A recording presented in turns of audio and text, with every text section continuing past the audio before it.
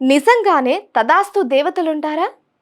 హిందూ సాంప్రదాయం ప్రకారం సాయంత్రం వేళ తదాస్తు దేవతలు ఉంటారు అని అంటారు. సాయంత్రం వేళ అశుభం మాట్లాడకూడదని కూడా చెబుతూ ఉంటారు. మరి ఇందులో నిజముందా?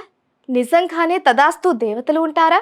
మనం ఏం మాట్లాడినా తదాస్తు అనేస్తారా?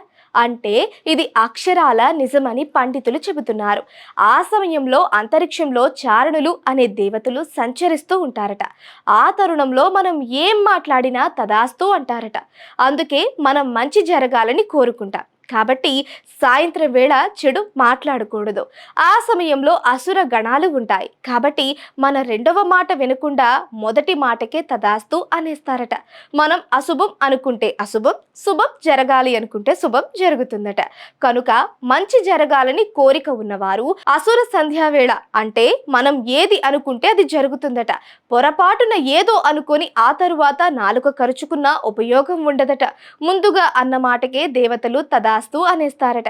కాబట్టి సాయంత్రం వేళ పూజ చేసుకోవాలట. మంచే మాట్లాడుకోవాలి. చారుణుల గురించి రామాయణంలోని సుందరకాండ పారాయణంలో ఉంటుంది.